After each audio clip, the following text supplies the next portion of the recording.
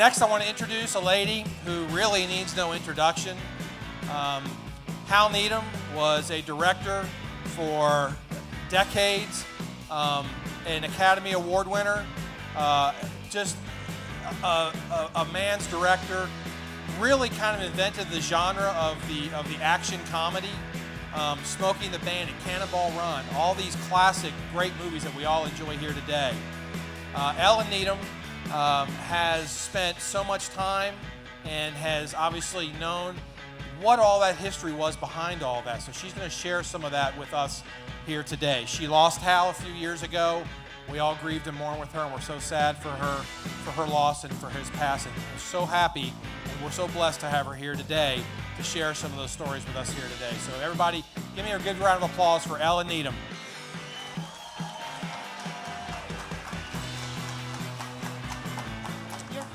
Thank you so much for joining us. Oh. Can I thank Absolutely. The Bandit runners, Snowman's Run, Restore a Muscle Car, and City of Jonesboro. You know, I always remember Hal saying that one of the reasons Jonesboro was chosen was because when they were shooting the movie, the town used to shut down one day a week. And so they were like, well, that would be a good place to go and shoot because we don't have to pay to close the stores. So. We were talking about that the other night because I was asking her, of all the places, no offense to Jonesboro, but there's a lot of places in America you could shoot, and why? How did he come across Jonesboro, Georgia? And that story is exactly how it happened. It's true. They were Hal and Bert. Thank you. Sorry. Hal was Bert's double for many years. And right before Hal directed Smokey and the Bandit, he was the highest paid stuntman in Hollywood, in the world. And so they were shooting Gator, actually. They shot a couple of pictures in Georgia, excuse me. And so they thought, you know, this was going to be a great place when they were putting together Smokey and the Bandit. And at that time, too, Georgia was like, you know, so welcoming. If you needed to shut down a highway in Georgia, they did it no problem. And so that helped make the decision of how Georgia was chosen. Now, the other thing that I didn't realize, Ellyn, is the fact that, you know, I mean, obviously we're here talking about Smokey and the Bandit, but Hal's stunt career before that, he stunt doubled some pretty big names. Let's talk about that a little bit. Well, aside from doubling Bert, Hal doubled Charlie Bronson, he doubled Kirk Douglas, he doubled Dean Martin, he doubled Frank Sinatra. And a lot of those actors he went on then to direct, even in these movies and in the Cannonball Run movies. He directed Kirk Douglas in a movie called The Villain. So, which also starred Arnold Schwarzenegger. Arnold Schwarzenegger and Anne Margaret. It's true. That's true. Different story. But I just want to say a couple of things, too, about the cast that they were talking about that you all may not know from the movie, if I can.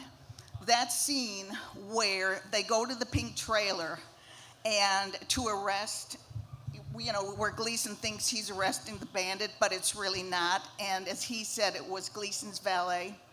Jackie Gleason told Hal on day one, he said, Hal, when you call me to the set, I'm going to be ready to work. So you better be ready for me. Because if you're not, I'm going to motion and I'm going to have a little drink. So Hal said, no problem, Mr. Gleason, no problem. I'll take care of it. So it was a technical problem. It didn't get solved. So a half hour goes by. Another drink, another drink, another drink. By the time they got ready to shoot that scene, Jackie Gleason could barely stand. And Hal had to shoot that from so many different angles. But the way it was shot, you'll never be able to tell. But when you watch the scene tonight, that's a little bit of extra information that maybe you didn't know. Read them as rats, Junior. You have the right to remain silent. Anything you say may be held against you in a court of law. And, What's all this about? Oh, hello, officer. Glad you're here to assist me. Also, I just want to tell about Fred, about the dog. When they were talking, when Fred is in the pond swimming, He was having such a good time, and tonight when you watch the movie, if you look up at one part of the pond, you're gonna see some ripples in the water, because once Fred went in, and when Jerry was calling him to get out of the water, Fred was having like such a ball in there that they had to send somebody in the pond to like push him to get out. And so when you watch the movie, you're gonna see those ripples, because that's where the person was standing in the pond. So Things to watch for tonight when we watch the movie. that's right. Some things maybe you never thought to look for before. That's right.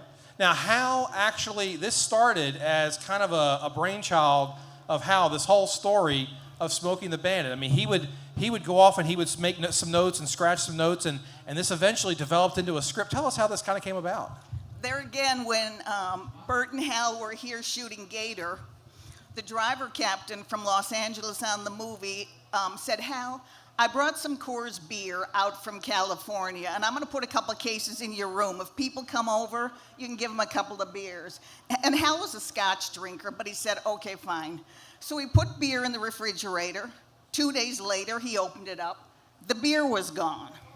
Same thing, put some more in. Couple days after that, more beer was gone. He was like, who's stealing the Coors? And he figured it must be someone who had a key to the room. So one day when they weren't shooting, Hal sat in his car outside his motel room, and the maid went in and came out. And Hal went over and lifted up the sheets, and sure enough, there was the Coors beer. So he confronted her and said, why are you stealing my Coors? And she said, oh my God, please don't fire me. I need this job. And he said, I'm not going to tell anybody, but why are you stealing it? She said, my boyfriend likes it. And he said, well, why don't you go to the store and buy it? And she said, you can't buy Coors beer east of the Mississippi. That's bootlegging.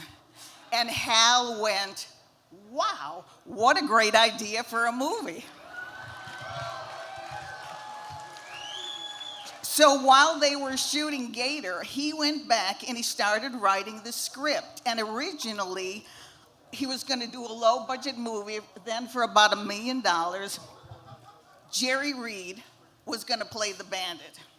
So during that period of time, Hal was between wives, one of which I'm not. I had the longest run. And during that time, so he was staying at Burt Reynolds' house, and one day he gave the script, and he said, Burt, take a look at this script, tell me what you think. And Burt was like, you know what? That's a pretty funny script.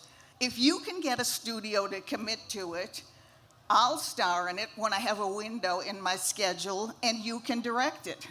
And that's how the whole thing started. So. And history was made. Right. Now, you were telling me the story about the very first day of shooting, this is Hal's first picture, and he's got the shooting script, and he's got his director's chair. We saw a great picture of his director's chair, but the very first day of shooting required, let's just say, a little bit of inspirational motivation because of some. You all have heard the story that at the last minute the studio made some cuts and cut them back on his budget. I mean, pretty substantially. And so Hal, being the kind of leader that he is, figured out a way to make this movie happen. And what did he do? You know, Hal was a believer in determination and hard work will make you a success. He was the son of a sharecropper. He grew up in Arkansas, and he only had 8 years of education. So they're getting ready to shoot. They're here in town. 48 hours before they're getting ready to start, Universal calls. Well, the budget was $5.3 million. Burt was getting $1 million. So that left $4.3 million to make the movie. 48 hours before they started, Universal called Hal and said, Hal, we're taking another $1 million out of your budget, which would have left 3.3 because they'd lost faith in the movie before it even started, and they thought for sure everybody would just pack up and come home. So Hal called up his assistant director and said, get a big pot of coffee, because we're staying up all night, and we're redoing the schedule to accommodate this new budget. We're going to have to shoot more scenes every day. We're going to have fewer days to shoot them. Hal knew he was in trouble. You know, he was a first-time director. 30 hours later, the new budget was made, and you don't make a movie alone. And so he called every head of every department, you know, whether it was electrics, whether it was the stunts, whether it was props. He got everybody together and told them what was going on. And he pretty much said, he put a line down and said, please step across this line if you believe that you can do this with all of your crew that works under you and get this done. And one by one, every one of the crew heads stepped across the line, and then Hal, in his own words, basically said, okay, let's show Universal what we can do that they said couldn't be done.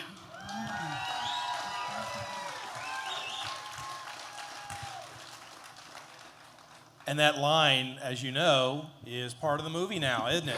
What are you and Fred want? How come we doing this? Well, why not? Well, they said it couldn't be done. Well, that's the reason, son. That's good with Fred. We're clear. And four. Good philosophy for life. Now let's talk about the car. Okay. Because there was a lot of casting going on, lots of behind-the-scenes production, but when it came time to come up with what kind of car the Bandit would drive, the studio had lots of different choices for Hal. Well, Universal had Hal come on the back lot, and they were showing him a lot of Ferraris, a lot of Lamborghinis, a lot of different foreign muscle cars, and Hal's from the South. So he was like, you know, I don't see Bert sitting in any of those cars. That just isn't right. And so a couple of days later, he was at home thumbing through a magazine, and he saw the Pontiac Trans Am T-top with it open, and he said, I see Burt Reynolds in that car. That's right. He went to Pontiac and asked for 6. They negotiated it to 4. So they trashed, like the first 2 were trashed. One when Alan Gibbs did the bridge jump.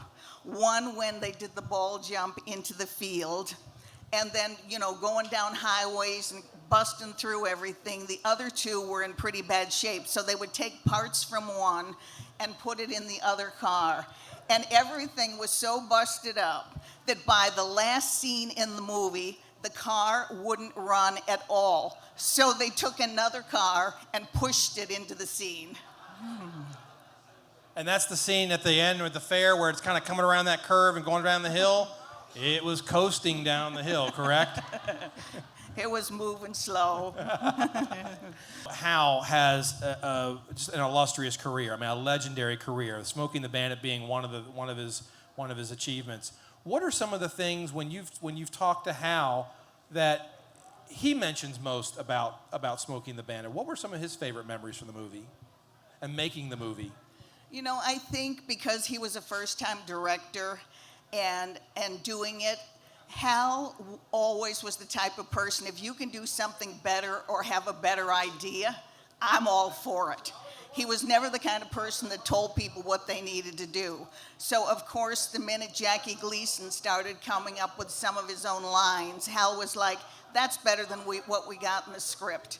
So, you know, a lot of the movie, when Turner Classic Movies aired Smokey a couple of weeks ago on the big screen, and they said, can you send us, I have the original shooting script of Hal's, and they said, can you send us like some of the pages with the dialogue on it? I had to flip through so many different scenes to find scenes where the dialogue that's on the page is actually the dialogue that's in the movie. So, I mean, things like that, it was just, he shot so fast. I mean, that was the other thing, too. Hal was a fast shooter. You know, get it in, you know, ahead of schedule and under budget. That was always his motto. So. Now, for those of you who've seen pictures of Hal throughout the years, you might have noticed he used to wear a gold pendant around his neck, and that pendant is something that Ellyn is wearing right now. Ellyn, tell us about that. Let me start with the first one, if I may. I brought today with me Hal used to give out belt buckles as crew gifts on all of his movies. So the first thing I have is the original Hal Needham crew gift, Smokey and the Bandit belt buckle, that he had given to everybody, and on the back it says, "My sincere thanks, Hal Needham." And this was from the cast and crew of Smokey 2. And you know what? I'm still going through so many of Hal's things, because after he passed, I couldn't even look at pictures of him. I couldn't look at video of him. And one time I remembered a picture that I saw that he was wearing this, and I said, I've seen that somewhere in the house. And I didn't even realize it was a crew gift from Smokey 2. So I put that on, to wear it today. So great to be here with everybody.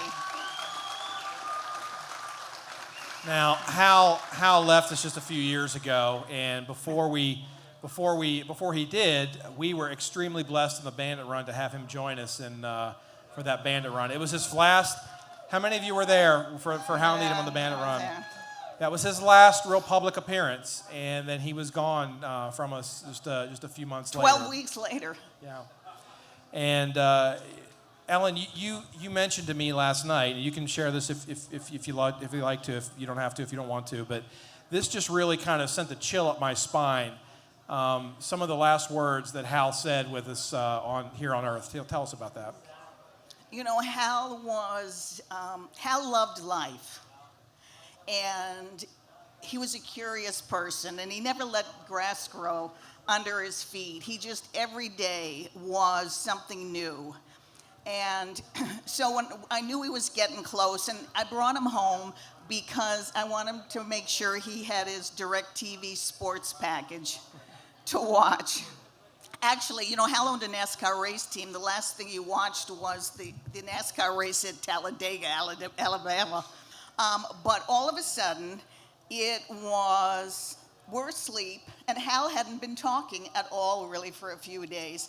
And all of a sudden, he says, "Oh, okay." 20 minutes later, he says, "Oh, I see." And he's not directing that at you. He's not talking to me. I was just lying by him. The parallels were breaking down, and they were in the room, and he was so, almost like somebody was telling him a funny story, and he was like, "Oh, all right."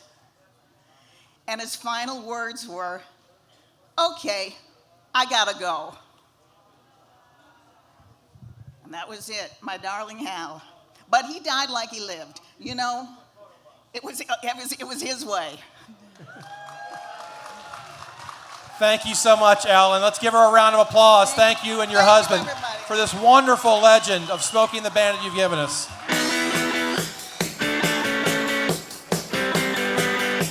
Thank you so much.